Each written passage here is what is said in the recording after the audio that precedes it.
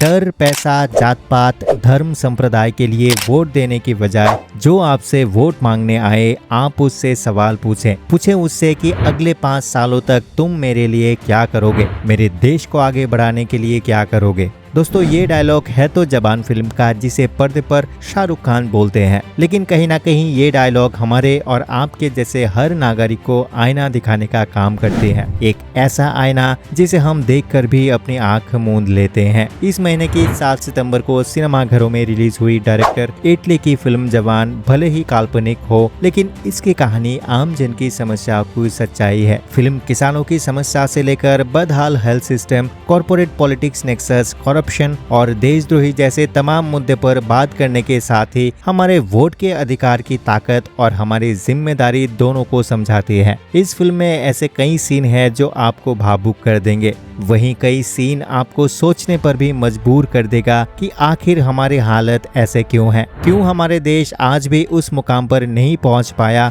जहां उसे होना चाहिए। सब कुछ जानेंगे आज के इस वीडियो में। वीडियो बहुत ही इंटरेस्टिंग होने वाली है दोस्तों। तो अगर आप हमारे चैनल पर नए हैं तो चैनल को सब्सक्राइब कर इस वीडियो को अंत तक जरूर देखें। जवान फिल्म इस विडंबना को जाहिर करती है कि कैसे आज हमारे देश में महंगी कार खरीदने के लिए लोन आसानी से तो मिल सकता है, लेकिन एक किसान को खेती के लिए लोन मिलना कितना मुश्किल है। ऐसे में किसान के पास प्राइवेट लैंडलॉर्ड्स और बैंक से कर्जा लेने के सिवाय कहीं दूसरा रास्ता नहीं बचता और अंत में इस कर्जे का बोझा इतना बढ़ जाता है कि कर्ज चुकाने से आसान किसान को आत्महत्या करना लगता है। दोस्तों अगर आप national crime record bureau NCRB के डेटा और अपनी नजर दौड़ाएंगे तो इस फिल्म में किसान पर फिल्माया गया सीन आपको बिल्कुल सच लगेगा। NCRB के रिपोर्ट के अनुसार साल 2017 से साल 2021 के बीच देश भर में कुल 28,572 किसानों ने आत्महत्या की थी, जिसमें सबसे ज्यादा मौत महाराष्ट्र में हुई है। इस टाइम पीरियड में महाराष्ट्र में कुल 12,592 किसानों ने आत्महत्या की थी।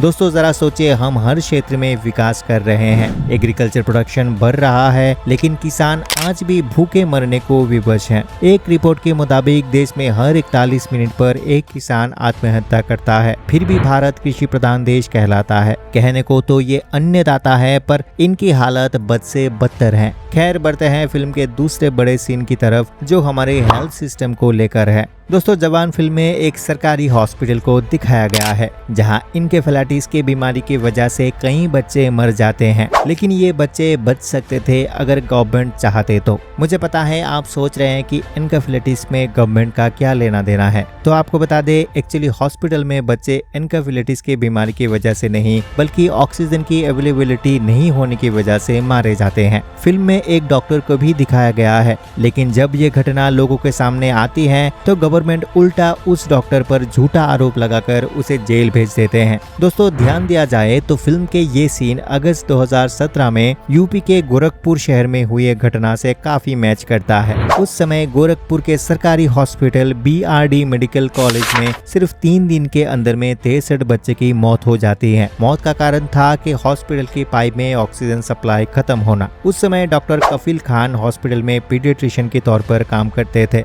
ऑक्सीजन के खत्म होने के बाद जब उन्हें पता चला तो वो तुरंत हॉस्पिटल के अथॉरिटीज को इन्फॉर्म करते हैं, लेकिन उनकी तरफ से जब कोई रेस्पॉन्स नहीं आता है तब वो खुद अपने खर्च पर हॉस्पिटल में 500 से ज्यादा जंबो ऑक्सीजन सिलेंडर्स अलग अलग कंपनियों से मंगवाते हैं। दोस्तों देखा जाए तो डॉक्टर कफील किसी रियल हीरो से कम नहीं है, लेकिन दुख की बात यह है कि इनके काम की सराहना करने की बजाय जब ये इंसिडेंट पब्लिक होता है तो गवर्नमेंट इन पर ही मेडिकल नेग्लिजेंसी और करप्शन का झूठा आरोप लगाकर उन्हें 9 महीने के लिए जेल भेज देते हैं। हालांकि बाद में इन पर लगाए गए सारे आरोप गलत साबित होते हैं। दोस्तों अब आप सोचिए यहाँ गलती किसकी है? क्या ये गवर्नमेंट की जिम्मेदारी नहीं है कि वो देश के सभी गवर्नमेंट हॉस्पिटल की हालत में सुधार करे? अपने ही बच्चे को अपने ही आंखों के सामने तड़प तड़प कर मरते देखना एक माता पिता के लिए इससे भयावह कुछ नहीं हो सकता। लेकिन हम लोगों ने क्या किया? इस पूरी घटना पर अपनी आंखें बंद कर ली और शायद तब तक तक बंद रहेंगी जब तक हमारे साथ या हमारे घर में ऐसा कुछ नहीं होता। मुद्दा नंबर 3 जो आपको फिल्म में दिखाने को मिल जाएंगी वो है सेना और उन्हें सप्लाई करने वाले हथियार से जुड़ा हुआ मुद्दा। दोस्तों, हमारे देश में शहीद होने वाले लगभग 80% जवान दुश्मन की गोली से शहीद ना होकर उन्हें मिलने वाले खराब हथियार की वजह से शहीद होते हैं। ये बात सुनने में कड़वी है लेकिन ये सच है और इसी चीज को जवान फिल्म में दिखाया गया है। फिल्म में सेना के जवान जहां बॉर्डर पर करप्शन के चलते बेकार हथियार की वजह से दिक्कतों का सामना कर रहे हैं, वही हथियारों का कॉन्ट्रैक्टर अपने मुनाफे के लिए उन पर सवाल उठाने वाले को ही देशद्रोही साबित कर देता है, जो कि वास्तव में फिल्म में सबसे बड़ा देशभक्त होता है। दोस्तों, अगर रियलिटी की दुनिया में कदम रखा जाए तो फिल्म में दिखाया गया ये मुद्दा भी बिल्कुल सच साबित होता है। साल 2020 में एक मूल्यांकन से पता चलता है कि कैसे खराब हथियार के कारण पिछले 6 सालों में देश में 403 दुर्घटनाएं हुई थी, जिसमें 9.6 बिलियन रुपीस का नुकसान हुआ था और 27 जवान शहीद हुए थे। इससे पहले भी 2018 में इंडियन आर्मी ने अपने जवानों की सुरक्षा के लिए मेड इन इंडिया राइफल्स को दूसरी बार रिजेक्ट कर दिया था, क्योंकि ये इंडियन राइफल्स ट्रायल के समय पूरी तरीके से फेल हो गई थी। इस तरह 2015 में भी रिटायर्ड लेफ्टिनेंट कर्नल दीपक मल्होत्रा दिल्ली हाई कोर्ट में एक PIL फाइल करते हुए आरोप लगाया था कि देश में सोल्जर को कैसे ब्यूरोक्रेटिक हर्डल्स की वजह से हमारे सोल्जर को खराब क्वालिटी के हथियार इस्तेमाल करने के लिए दिया जाता है, उससे उनकी जान पर हर वक्त खतरा रहता है। दोस्तों, अगर बात इस साल यानी कि 2023 की करें तो एक रिपोर्ट के मुताबिक पिछले 5 सालों में देश में लगभग 50 से ज्यादा एयरक्राफ्ट और हेलीकॉप्टर क्रैश हुए हैं, जिनमें लगभग 55 जवानों ने अपनी जान गंवाई है। जवान फिल्म में आम जनता को उनके वोट की ताकत का एहसास दिलाते हुए भी झकझराया गया है। इस फिल्म में दिखाया गया है कि कैसे भारत में वोटर्स को खरीदा जाता है, कैसे 10 से लेकर 10,000 रुपए में वोटर्स अपना वोट बेचते हैं और उस पॉलिटिकल पार्टी को वोट देते हैं जिसे देने के लिए उन्हें कहा जाता है। वैसे दोस्तों, ध्यान दिया जाए तो फिल्म में जो 10,000 रकम बताई गई है वो काफी बड़ी रकम है। असल जिंदगी में तो लोग सिर्फ 1 किलो चिकन के लिए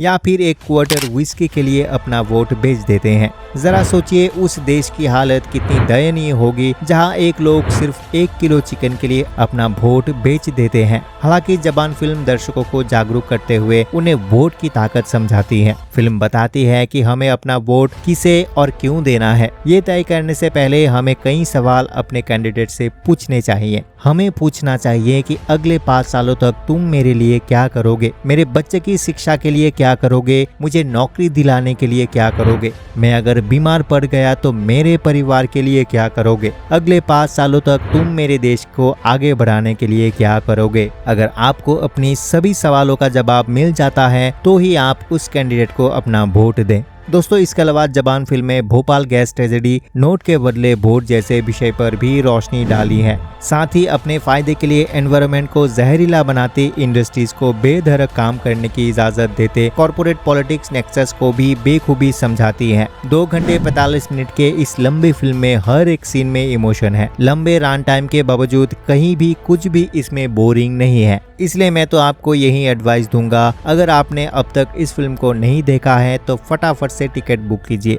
और निकल जाइए SRK के रंग में रंगने। इस वीडियो में फिलहाल इतना ही। वीडियो पसंद आया है तो वीडियो को लाइक और चैनल को सब्सक्राइब करना ना भूलें। अंत तक बने रहने के लिए आपका बहुत बहुत धन्यवाद। मिलते हैं अगले वीडियो में।